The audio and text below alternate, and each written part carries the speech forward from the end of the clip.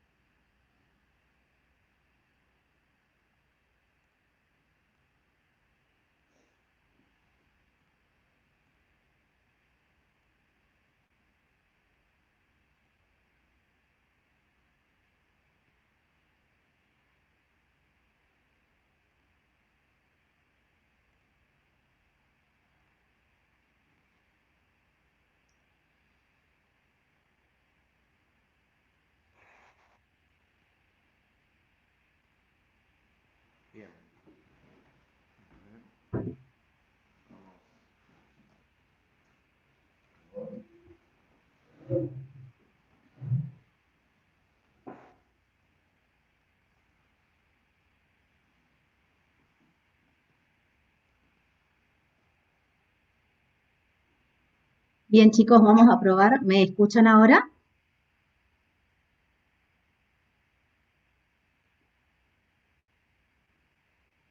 ¿Me estarán escuchando?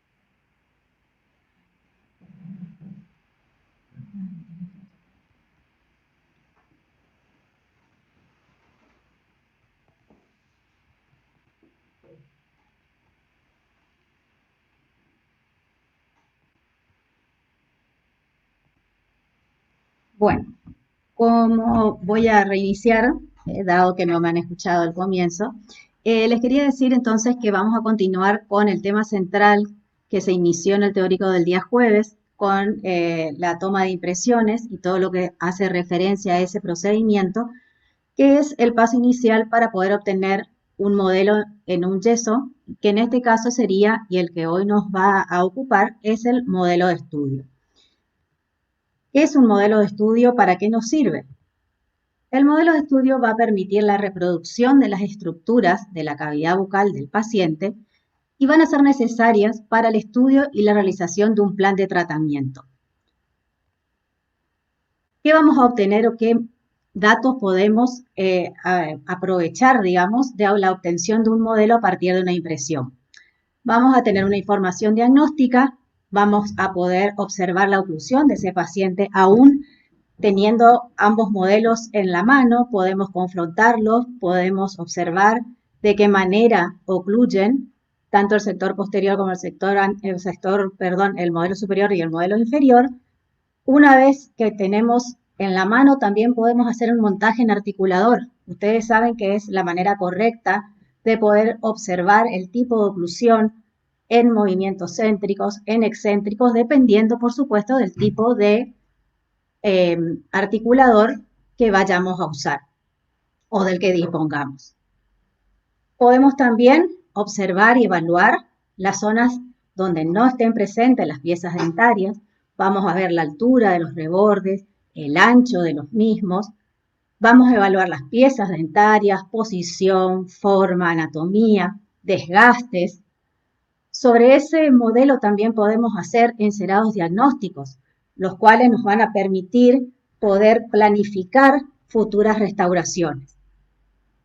Las preparaciones de provisorios, maquetas diagnósticas, confección de cubetas individuales para posteriormente poder tomar impresiones, permiten instruir al paciente sobre el tratamiento a seguir. Esto quiere decir que nosotros podemos conversar con nuestro paciente, explicarle con el modelo montado qué es lo que pensamos que podemos hacer con su caso y así poder ir definiendo juntos cómo seguir con el tratamiento. Permiten también instruir sobre la higiene bucal, muy importante antes de iniciar cualquier tipo de procedimiento odontológico que el paciente sepa higienizar su cavidad bucal para poder tener éxito posteriormente. Otro elemento u otra posibilidad que nos brinda obtener modelos de estudio es la de tener en el consultorio una evidencia legal. Este es el pre de cómo viene nuestro paciente, es el estado en el que el paciente se presenta a la consulta, nosotros tomamos la primera impresión, hacemos el vaciado, obtenemos el modelo y entonces este es el estado real de la boca del paciente.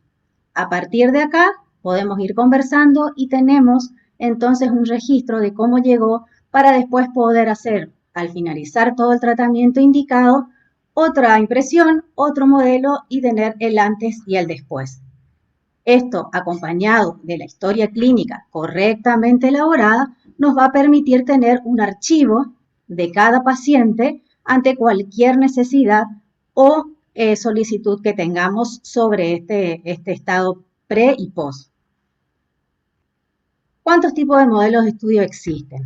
A ver, ustedes, ¿cuál es el que conocen habitualmente? Aunque hayan tenido algún tipo de información sobre la utilización de aparatología digital. Tenemos el terreno, que sería la boca del paciente, y a partir de la impresión podemos obtener un modelo de tipo analógico, que es el que vamos a ver hoy. Tomamos la impresión, como les indicó el doctor en el teórico anterior, hacemos el vaciado de esa impresión con el yeso y vamos a obtener un modelo de yeso tradicional. También ya podemos hacer ahora una impresión y obtener un modelo digital.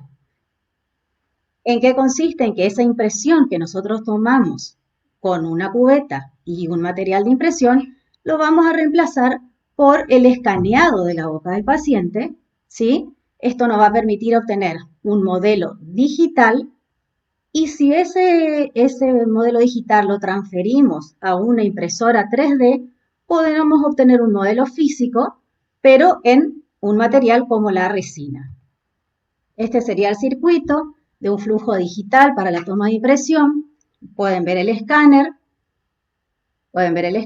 que viene a ser el que toma la impresión de la boca del paciente. Probablemente en algún tipo de presentaciones hayan podido ver cómo esto se utiliza. Se van tomando pequeñas como fotos, imágenes de las distintas partes de la boca del paciente.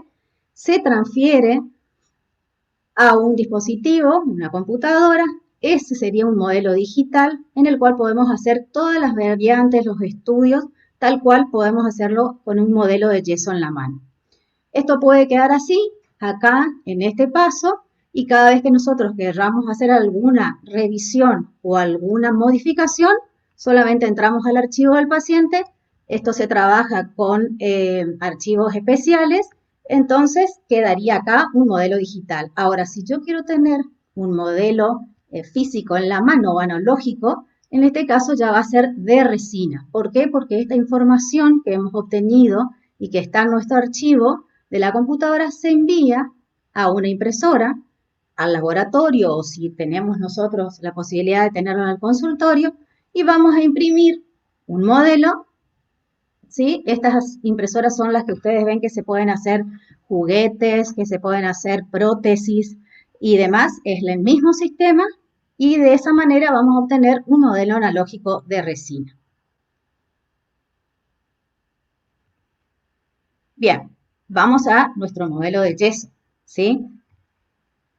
¿Cuáles son los pasos o el protocolo que debemos seguir para poder obtener este modelo? Vamos a primero seleccionar el material, el instrumental.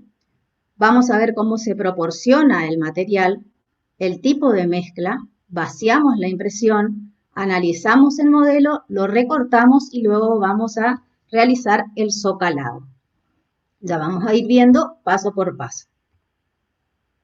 La selección del material, obviamente es un tipo de yeso. Acá vamos a repasar lo que ustedes ya han visto en biomateriales. No vamos a hablar de composición del material porque ustedes lo saben, sino vamos a repasar esta clasificación que es según especificaciones de la ADA sobre tipos de yesos dentales. Tenemos un yeso de impresión llamado también tipo 1, que es un yeso con aditivos que regulan la expansión y el fraguado. Generalmente se utilizan para el montaje y también se puede utilizar, ya no tan habitual, para la toma de impresión en bocas desdentadas. El yeso para modelos tipo 2 es el que se utiliza para hacer el socalado de los modelos. Tiene bastantes cambios dimensionales, sus cristales de composición son irregulares y porosos. El yeso piedra tipo 3, ¿sí? Es el que vamos a utilizar para confeccionar modelos de diagnóstico. Tiene una resistencia intermedia entre el tipo 2, 1 y los que le siguen.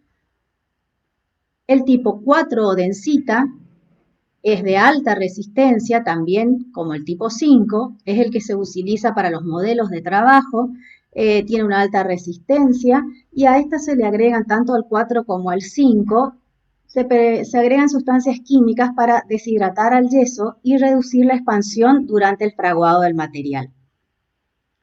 El yeso piedra tipo 5, al tener una menor proporción de agua con respecto al polvo, es lo que permite que tenga una gran resistencia o el que sea el de mayor resistencia. ¿Qué materiales vamos a utilizar? Entonces, yeso tipo densita o yeso piedra, y el instrumental va a ser una taza de goma o de silicona, espátulas de metal o siliconadas. Bien, acá tenemos el instrumental, entonces pueden observar las espátulas, son anchas, pueden ser plásticas o de silicona. La taza, ¿sí? Tiene que ser una taza flexible, mejor de silicona que de goma, se mantiene sin asperizarse tanto con el uso continuo. La característica es que no debe tener ningún tipo de grietas, ¿sí? Una taza marcada va a traer complicaciones en el momento del espatulado. Tiene que ser distinta a la que utilizamos para hacer y preparar el alginato. Tiene que estar limpia y sobre todo seca en el momento de colocar los materiales para producir la mezcla. Tenemos también los medidores o proporcionadores de agua y de polvo, ¿sí? Tenemos un vaso que tiene que estar milimetrado, ¿sí? Un vaso de precipitación, la cuchara que viene generalmente con los avíos y idealmente debería pesarse el yeso, es decir, además de utilizar la cuchara correspondiente, a su vez poder pesar para tener una mayor seguridad en que estamos utilizando las medidas adecuadas. Recuerden que cualquier variación en la cantidad de polvo o la cantidad de líquido que utilicemos para la mezcla va a traer como consecuencia alteraciones en la composición del material y esto va a redundar en problemas luego en cuanto a la resistencia, al rayado y a la dureza final de ese modelo. Entonces, con mucho cuidado y respetando siempre las indicaciones que trae cada bio y cada fabricante. Aproximadamente estas son las medidas que se estandarizan en cuanto a la proporción agua y polvo.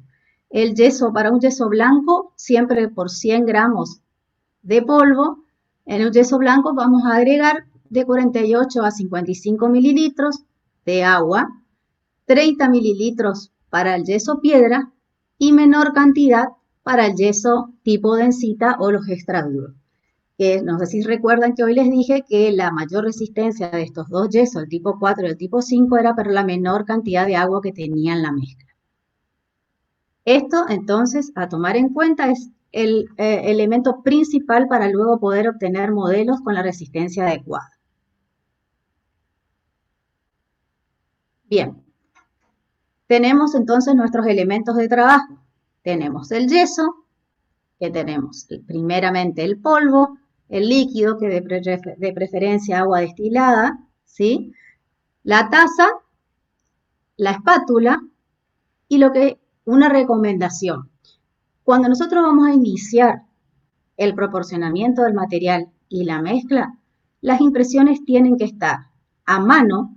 No podemos empezar a espatular el yeso, llegar al final del proceso de mezcla y empezar a buscar dónde están las impresiones, las cubetas con las impresiones. Las cubetas tienen que estar cercanas, ubicadas en posición, primero la superior, luego la inferior.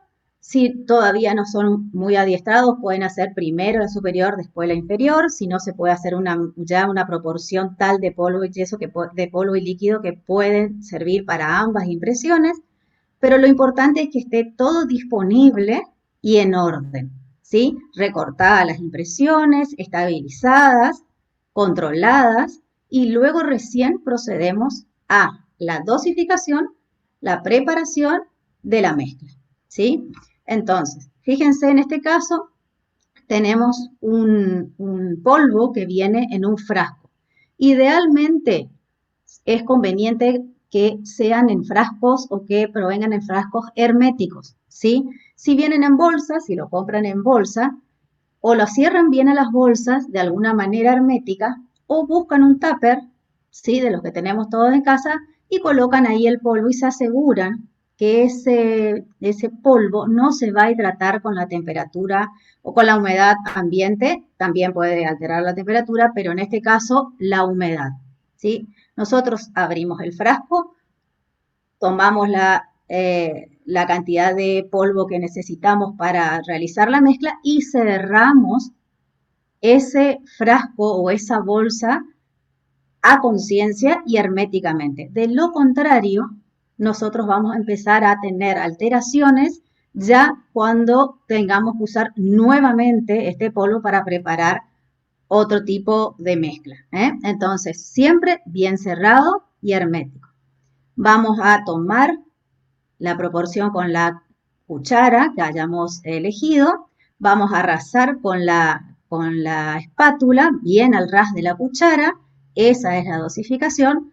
Deberíamos pesar, ¿sí?, esa cantidad de yeso, si se corresponde con la tablita que vimos anteriormente. Colocamos el agua destilada en el medidor, también controlamos, por eso mismo tiene que ser milimetrado con referencias. Y vamos a realizar la mezcla del material. Primero vamos a colocar el agua, ¿sí?, en la taza, el agua, y vamos a ir colocando el polvo de manera gradual en forma de lluvia y dejamos unos segundos que se asiente, unos segundos, y comenzamos el espatulado.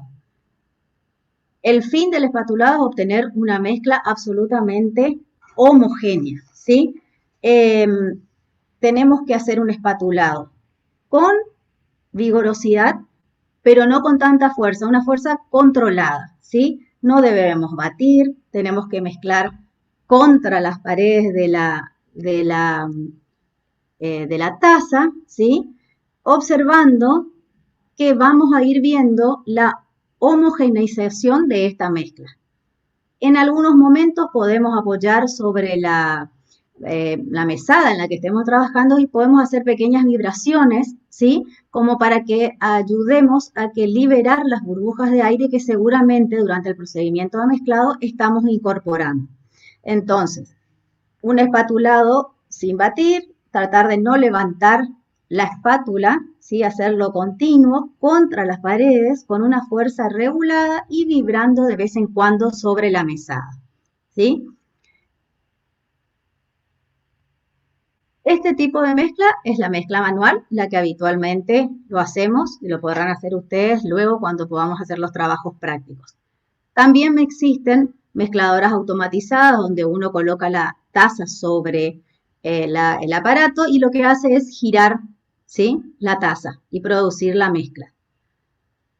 También tenemos los mezcladores o los aparatos de mezcla al vacío. En este caso, lo que hacemos es, en un primer momento, tenemos que realizar el primer paso del espatulado manual, el de colocar el agua, colocar el polvo y luego pasarlo a la cubeta que tiene este aparato de mezcla al vacío, ¿sí? Esto vamos a colocar la mezcla ahí, vamos a activar, ¿sí?, por 20 segundos el mezclador a baja velocidad y esto va a producir una mezcla muy homogénea y lo que busca tanto la mezcladora automatizada como la al vacío es disminuir al máximo la incorporación de aire a la mezcla, para que esto no produzcan burbujas que después van a provocar poros en el modelo.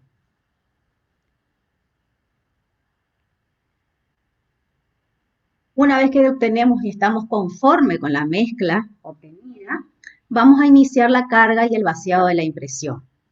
Tenemos entonces la impresión en la mano, la tomamos del mango de la cubeta, vamos a apoyarla sobre el aparato denominado vibrador, que va a tener en general dos velocidades, una más intensa que la otra, la vamos a poner en la más suave, vamos a colocar la cubeta y vamos a empezar a llenarla. ¿Con qué?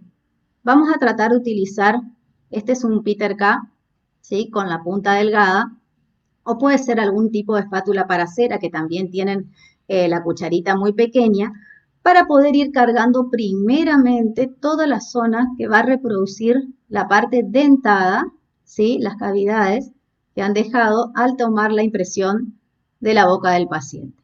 Vamos a colocar sobre un extremo y el mismo vibrado va a hacer que este yeso vaya corriendo, ¿sí?, sobre toda la zona donde está la impresión de la arcada dentaria, ¿sí?, y vamos a evitar sí que desde el fondo ya comiencen a atraparse burbujas. Van a ver ustedes que empiezan a aparecer en la superficie los globitos de las burbujas y eso quiere decir que vamos eliminando toda posibilidad de atrapamiento. Una vez que cargamos todo lo que corresponde a la parte dentada, vamos a cargar en el caso del maxilar superior toda la zona del paladar, ¿sí?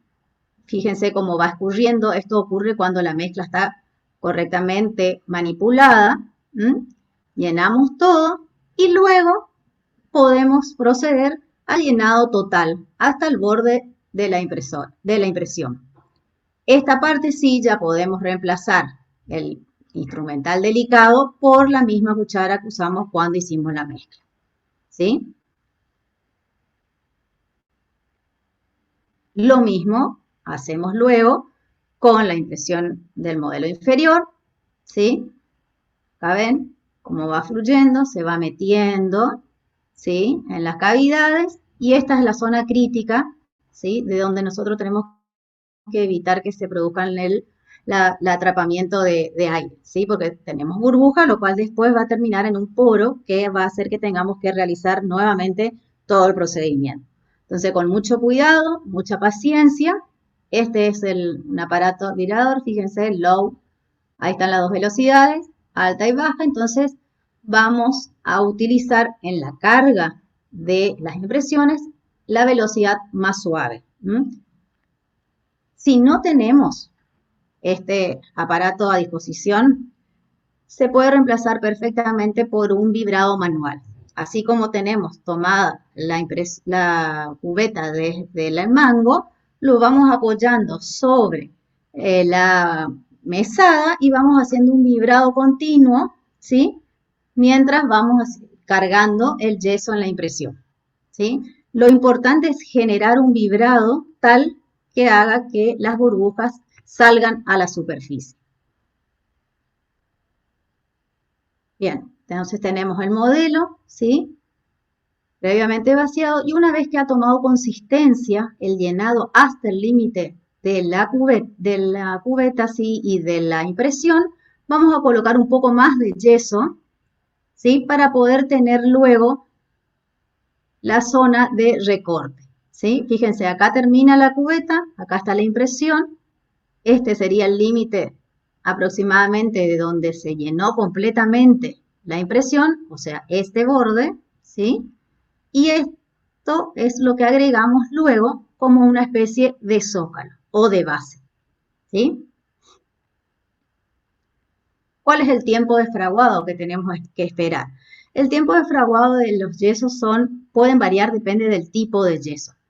En general tiene un promedio de aproximadamente 15 minutos. Recuerden que el tiempo de fraguado, y esto lo deben saber ya por biomateriales, el tiempo de fraguado se va a iniciar en el momento en que yo coloco el polvo y el líquido y comienzo el espatulado, comienzo a mezclar. Ahí ya empieza a correr el tiempo de fraguado. Va a haber un fraguado intermedio, que es el momento en el que yo voy a poder hacer el vaciado de la impresión, manipular y cargar la cubeta, para llegar luego al fraguado final, que es cuando el yeso está totalmente endurecido, fraguado, puede separarse ya de la cubeta sin generar fracturas ni distorsiones en su superficie.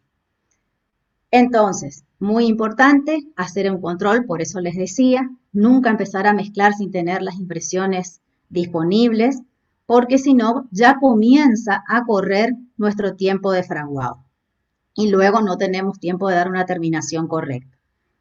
Existen aceleradores o retardadores del tiempo de fraguado, que son agregados químicos utilizados para alargar o acortar el tiempo que en general se incorpora al polvo del yeso.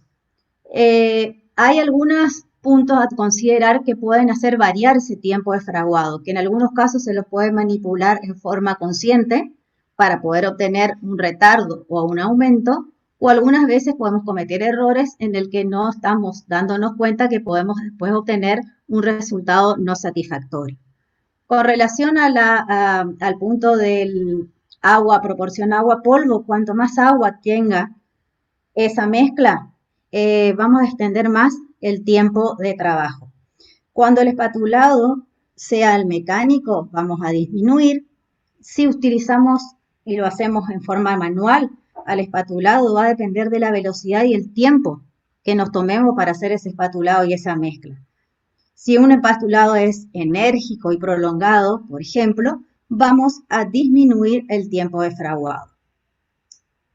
Otro punto a tomar en cuenta es la temperatura, tanto del agua que vamos a utilizar para realizar la mezcla como la temperatura ambiente. El agua tiene que estar a temperatura ambiente, si no, a más temperatura, mayor tiempo de fraguado. La humedad. Hoy hablamos de la contaminación del polvo con la humedad del ambiente. Nosotros vamos a prolongar probablemente ese tiempo de fraguado si ese polvo estuvo expuesto a la humedad. Nosotros no tomamos en cuenta y sabemos en nuestra zona, por ejemplo, justamente es una de las más complicadas para poder controlar ese tipo de factor. Entonces, saben que trabajamos en general a temperaturas ambientes un poco elevadas en casi todo el año, la humedad también, entonces el lugar de conservación de los materiales es muy importante, ¿sí? Porque después no sabemos por qué se producen las fallas y son cosas que nosotros debemos manejar y tomar en cuenta. Una vez que nosotros tenemos el modelo en la mano, vamos a empezar a analizarlo y a evaluarlo. Superficies oclusales detalladas, no debe haber burbujas, no deben haber imperfecciones. La superficie debe ser dura, limpia, libre de cualquier tipo de residuos. Las zonas donde no haya piezas dentarias también deben estar correctamente reproducidas. El espacio lingual debe ser plano, liso, ¿sí? Nosotros tenemos que hacer recortes, fíjense, donde existen rebabas o excesos, ¿sí? Todo esto hay que eliminar, es lógico que esto ocurra, estamos trabajando con yeso y con las cubetas y tranquilamente esto puede ocurrir, ¿sí? Fíjense acá cómo hace tope, si yo quiero confrontar los dos modelos, ya no me va a permitir que esto se produzca en forma correcta, ¿sí? Porque acá estoy teniendo un tope que impide el cierre, ¿sí? Entonces, todo esto hay que eliminar. ¿Con qué se puede eliminar? Se puede eliminar con fresones, ¿sí? Con cuidado, ¿sí? De no tocar las zonas que sí nos interesan conservar, por supuesto. Fíjense, acá tenemos yeso ocupando una cara, la fosa de una cara oclusal del premolar. Fíjense, acá tenemos restos, estos restos de el material de impresión, ¿sí? Fíjense acá.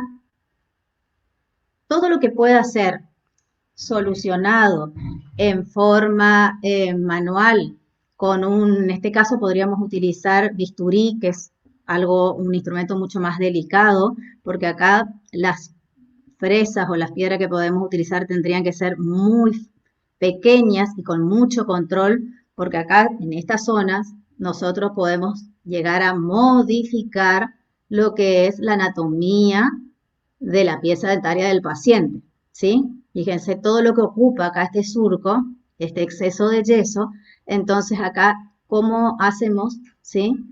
Para no modificar la estructura y la forma de las cúspides. Entonces, pequeños detalles pueden ser corregidos. Ahora, si sobre una cúspide, sobre un borde incisal, encontramos un poro, ¿sí? O ya una cantidad excesiva de yeso, hay que repetir la impresión y hay que repetir el vaciado de la misma y obtener otro modelo, ¿sí?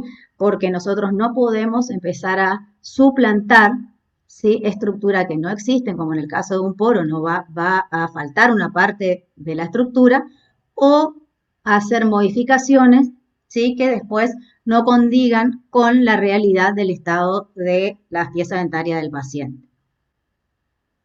Hay cosas que cuando no salen bien es preferible volver a hacerla porque en prótesis y en muchas otras áreas la suma de errores nunca termina bien.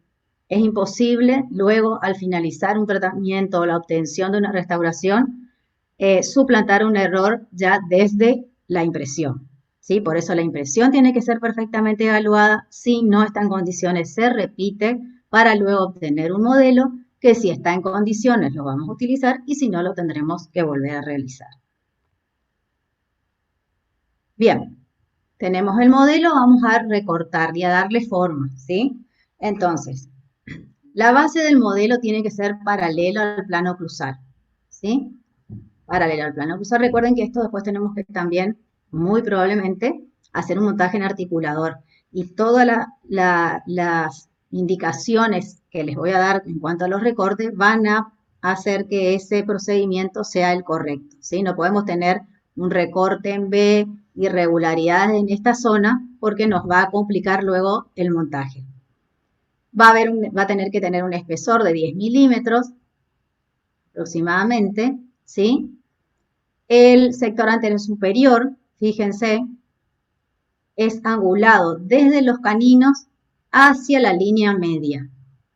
Tiene una forma de B bien abierta, ¿sí? Las paredes laterales y posteriores tienen que conformar con la base un ángulo de 90 grados. El espacio entre las caras vestibulares y las paredes laterales tiene que ser aproximadamente entre 5 y 6 milímetros, este espacio. Y debemos incluir en el sector posterior la zona de la tuberosidad del maxilar, ¿sí? En cuanto al modelo inferior, al recorte del modelo inferior, prácticamente las mismas condiciones, solo que fíjense que el sector anterior es una forma curvada, ¿sí? Tiene una forma de curva de canino a canino. Tenemos que tener el mismo alto, el mismo espesor. Tenemos que respetar en el sector posterior la zona retromolar. ¿Sí? Vamos a tener la misma angulación de la base en 90 grados. ¿Sí? Y observar que todas las estructuras estén libres de cualquier tipo de imperfección. ¿Con qué vamos a recortar los modelos? ¿Sí? ¿Cómo vamos a obtener esta forma que les dije? Bien, existen las recortadoras de modelos, probablemente lo hayan usado en biomateriales, en la facultad están. Continuamente esto tiene refrigeración con agua, esta es la base donde nosotros apoyamos los modelos y acá gira, ¿sí? El sistema de corte y vamos nosotros modificando la posición del modelo para darle la forma que está indicada. Esta es un momento que también de mucha concentración porque nosotros sostenemos los modelos con la mano, tenemos que tener un buen apoyo, esto gira a mucha velocidad y es probable que si no estamos atentos y no estemos sosteniendo bien a los modelos puedan pasar por zonas o llevarse por delante algún tipo de estructura, alguna parte de los dientes, o muchas veces salir el modelo despedido y ya saben cuál sería el final de esa situación. Bien, una vez que tenemos los modelos recortados, la base lisa también, eso es importante, vamos a hacer el socalado. Existen dos formas, hay una forma manual, que es con un encajonado en cera, pero vamos a hablar hoy de un sistema más fácil, ¿sí? Que ya nos ayuda bastante, y que son los socaladores, ¿sí? Estos socaladores ya vienen con la forma, fíjense, para el maxilar superior y la forma para el maxilar inferior. Nosotros tenemos que probar que los modelos calcen, ¿sí? Tengan un asiento perfecto sobre el zócalo, sobre el socalador, y vamos a proceder a hacer el vaciado. En este caso, y es un ejemplo, tenemos una impresión del modelo superior, ¿sí? Pero el socalador es inferior. ¿Esto por qué puede pasar? Porque no todas las bocas son iguales, no todas las bocas tienen las mismas dimensiones y a veces puede ocurrir que para un una impresión de un modelo superior, de una boca a un modelo superior, tengamos que utilizar un socalador inferior, ¿sí? Cortamos los excesos, fíjense, con bisturí de todo lo que esté de más en la impresión, la invertimos a la cubeta, apoyamos sobre el socalador y vemos que sea y que adapte correctamente. Probablemente si yo acá utilizara un socalador para un modelo superior, no tenga este espacio, ¿sí? Y evidentemente esta cubeta es bastante grande como para poder utilizarla con un socalador superior. Vamos a llevar la impresión. Acá estamos ya cargando, ¿sí? El yeso. Y en el socalador vamos a cargar hasta hacer tope.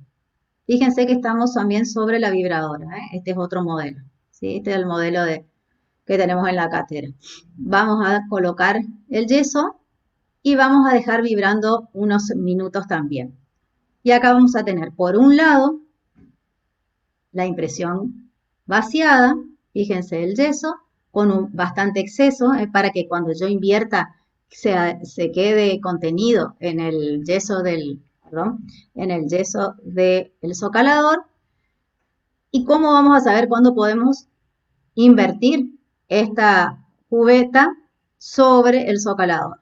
Vamos a tener el socalador a disposición y vamos a moverlo, ¿sí? De vez en cuando, no tocamos la impresión, sino el socalador, y vamos a ver cuando el yeso comienza a tener cuerpo, ¿sí? Comienza a estar un poco más denso.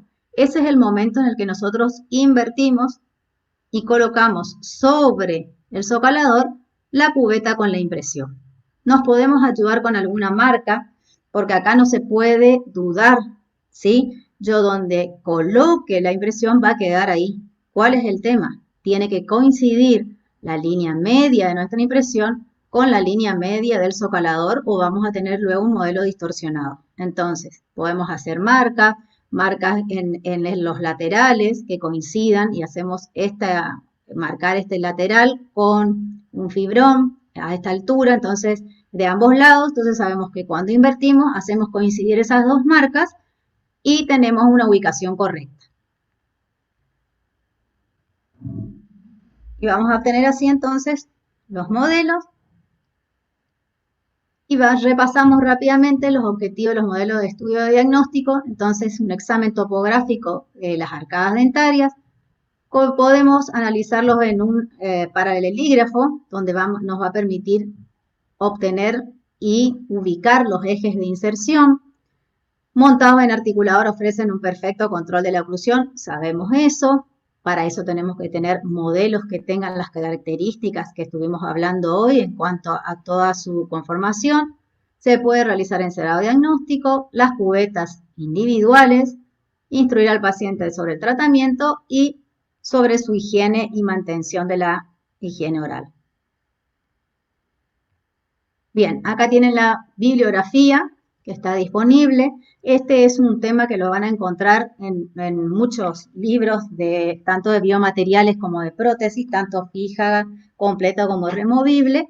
Así que a disposición seguramente para poder ampliar este tema. También les quiero comentar que muy probablemente estamos trabajando en ello, como se darán cuenta, tanto la toma de impresión como la obtención de modelos son dos trabajos que se podrían hacer sin tanta necesidad de aparatología ustedes en su casa. Así que estamos viendo, ya nos vamos a comunicar con ustedes, no se preocupen, no salgan a comprar nada hoy, pero la intención es que puedan hacer ustedes una toma de impresión y un vaciado del modelo para que puedan obtener su trabajo práctico, ya no virtual, sino real, ¿sí? Vamos a arbitrar los medios para que ustedes nos puedan pasar sus fotos o sus videos, ya vamos a ir viendo para ir poniendo un poco ya en práctica la parte de los trabajos. ¿Alguna consulta? Una sola cosita les quiero decir antes de darle al doctor el pase. Como se habrán dado cuenta, yo soy la la docente que soy la mala que toma la asistencia. Quiero hacer una aclaración para todos y para que quede claro desde ahora. Eh, el que ustedes den el presente significa que ustedes están escuchando las clases teóricas, que están presentes, que las están aprovechando. Se entiende que hay muchas dificultades a veces con corte de luz, con un montón de circunstancias que escapan a nuestras posibilidades de justificación.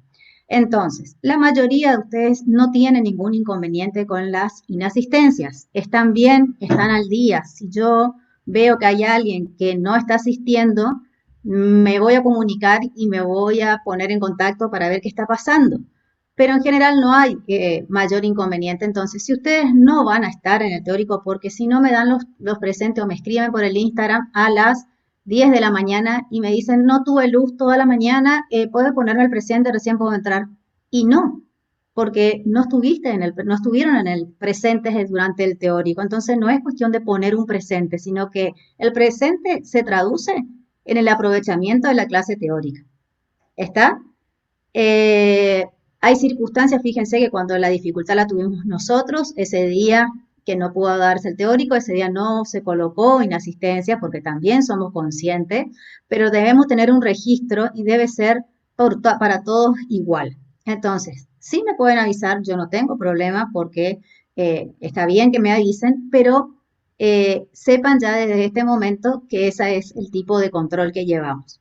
Los chicos que están rindiendo y que han rendido exámenes finales han enviado su justificación. En este caso, se justifica, pero no se coloca un presente porque no estuvieron en el teórico. Entonces, sí lo tengo en cuenta porque están rindiendo un examen final y entonces sí ahí, no, en caso de necesidad, no se contabiliza esa ausencia, ¿sí?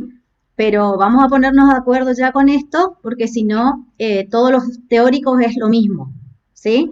Eh, entonces, teórico que están, dan el presente, no hay problema. Si hay alguna circunstancia de fuerza mayor, me avisan. Pero vamos a colocar el presente a aquellas personas que están escuchando y aprovechando. Cualquier duda, saben que se pueden comunicar a través del Instagram sin ningún inconveniente y estamos para que nosotros, para solucionarles, ¿sí? Dentro de nuestras posibilidades y de lo que académicamente también corresponda. Recuerden que por más que estemos en una clase virtual, las normativas académicas de la facultad en cuanto a inasistencia, parciales y finales siguen siendo como si estuviéramos en clases presenciales. Quiere decir que si no está contemplado dentro de la normativa, no se puede alterar, ¿sí? Eso no ha variado a pesar de la modalidad virtual. Así que si no tienen otra consulta, chicos, espero que les haya servido. Ya nos vamos a comunicar con ustedes para ver si podemos realizar el trabajo práctico, que sería muy conveniente, y las modalidades de los mismos. Muchísimas gracias.